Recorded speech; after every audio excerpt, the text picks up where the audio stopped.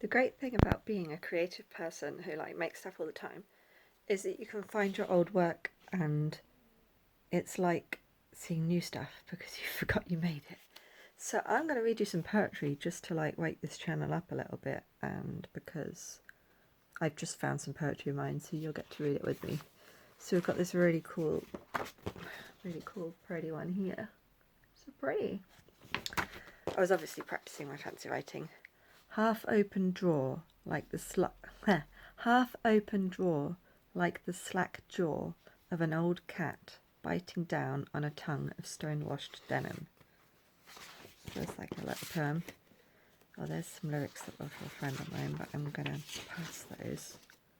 Oh, this looks like a half-finished one. 40 minutes in the bath, 40 minutes by the hearth, clothes warming on an airer, taking on smell of sap and ash. Dressed then out into the cold, 40 minutes walk all told. Sharp cold air, a bed of pins, trying to claim my nose. Knock on the door, then into the hustle, 40 minutes of the warm bustle. Oh, I see, there's gaps. Okay, I've obviously left gaps for the timing of it. Anyway, it doesn't matter. Okay, knock on the door, then into the hustle, 40 minutes in the warm bustle. Carols and mince pies, presents paper torn. Swift goodbyes, then out again, 40 minutes in the rain, traipsing homeward steadily, kicking melting snow. Telly on, the room unlit, 40 minutes watching it, then falling asleep on the sofa quietly alone. Waking to a ringing sound, 40 minutes talking loud, oh, like a phone ringing, to mum and dad and sisters 200 miles away. 40 minutes to cook and eat, nothing festive, just veg and meat, then waiting for the Christmas day to, like the snow, just melt away. Oh, that's quite nice. I should finish that one. That's quite nice. That's why I'm sharing it with you, because I get to watch it again and just be like, oh, that's quite nice. This is really self-indulgent. I should just call this channel self-indulgent. I should call this channel, yes, it's self-indulgent. What do you reckon?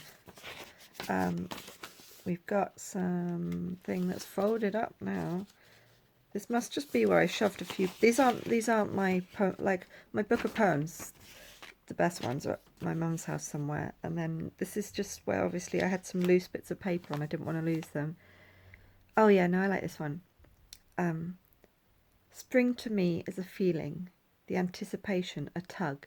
It's built into me. If I were in a soundproof room with heavy curtains drawn, you could not prevent me from feeling it. I am the crocuses under the ground. I am the unborn lamb. I vibrate on the frequency of the unborn lamb's heartbeat. That shade of green, zesty, clean, has a tone. Its brilliance twinkles a tune that dances on the heartbeat. And the swallows and the squirrels weave a skittering, swooping melody, triumphant and proud, over the twinkles and the heartbeat. And all of me's in symphony, quiet and indistinct at first, but loudening with listening, until I feel that I will burst. In my room, in the dark, I feel a twitch, I feel a spark, a spring. That may have been one of those nature poems for like a competition. It didn't win a competition, but... Okay, this is not mine. It's just some annotations. Okay. Strange. This is also...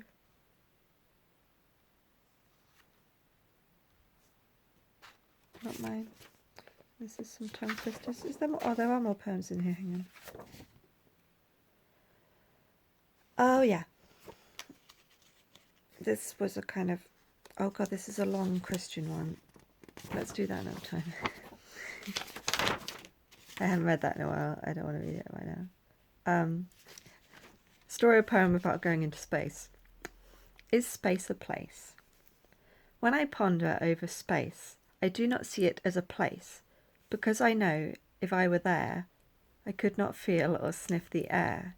I could not barefoot tiptoe round and feel the coarseness of the ground. And if I were to boldly fly, I wouldn't get space dust in my eye. So to me, space is all pretense, 'cause where is the experience?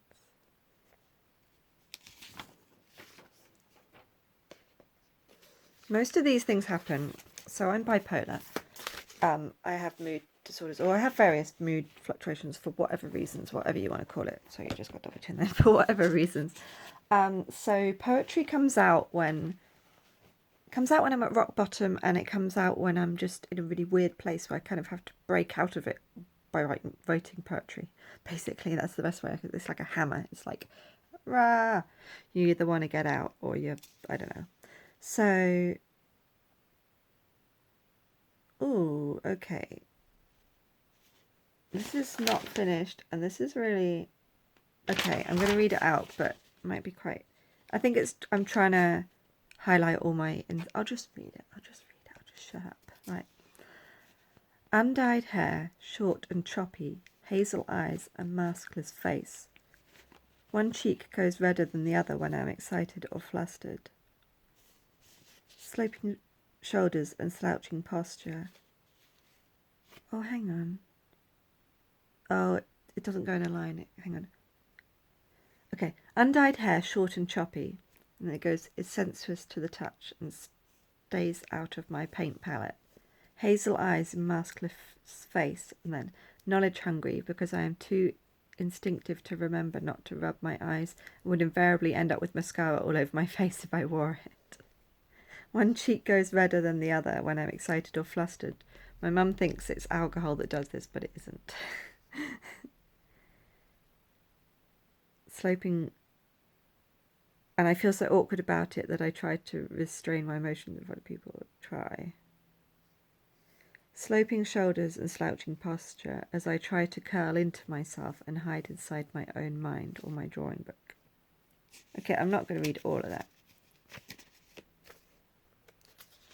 I'll read the bottom bit. Slim ankles which make my sisters jealous, and I'm glad. I don't think I have very slim ankles anymore. Giving the impression of a child growing into new school shoes. Is that if I said something about big feet? Maybe. Big feet. Oh. People are often disarmed and caught unaware by... I don't know.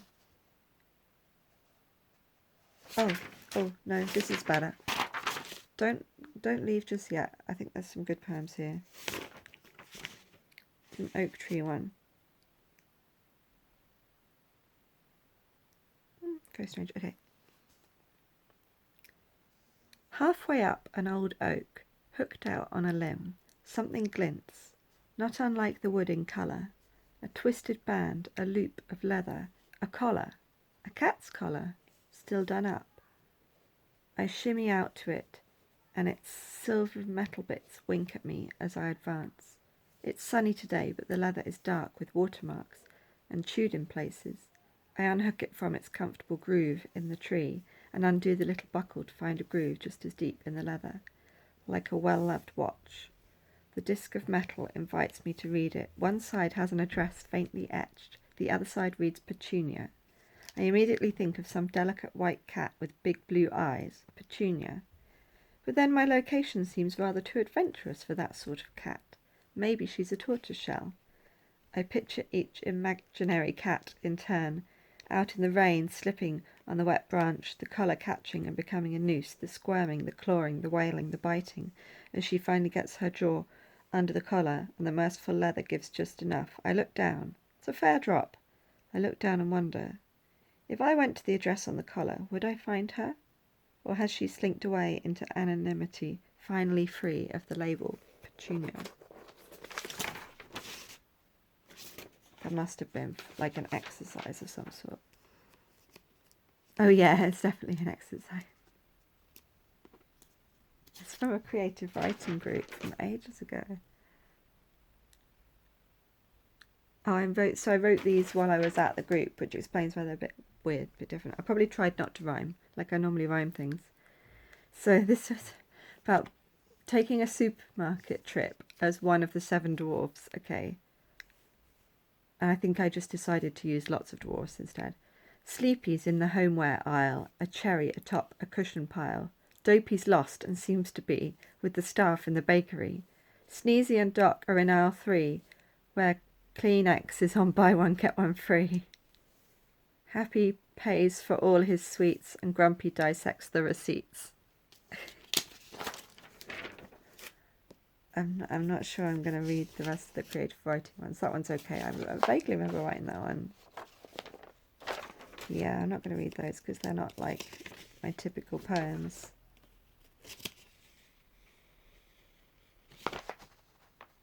Oh,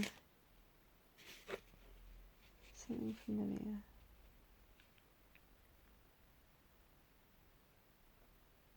Okay, I don't know if I wrote this. I must have done. Okay, familiar. Are you familiar with my fox? I say she's mine, but the word's not quite right. It's not so much her belonging to me, but more us belonging together, you see. She has a wit that's perceptive and quick. I have a nimbleness. I'm light on my feet. She casts her eyes and assesses the room. I like to hide in the shadows. She has a voice that is pure and commanding. I love to play when the day's work is done. She can go on, though the chase is demanding. I do not trust anyone. Oh, a familiar. Okay, I get it. So, like, they're, like, I think like in, the Dark Materials trilogy, maybe. So, like, you have an external part of your soul that's an animal. That makes sense. Conkers are bonkers, mud is obscene, puddles are muddlesome when you're all clean, butterflies flutter by, buddleia in bloom, cornfields have plenty of crop circle room. Rainbows are a magnificent thing, daisy chains stretch like a delicate string. Cats are hair-raising when in a fight. Star constellations breathtaking at night. 80% of kids have a good time at the festival of observational rhyme. Okay, I'm going to stop there. I have no idea what else is in here, but this is a long enough video. Maybe I'll post some poetry later because this was fun and very self-indulgent. So I've been, yes, it's self-indulgent. Bye.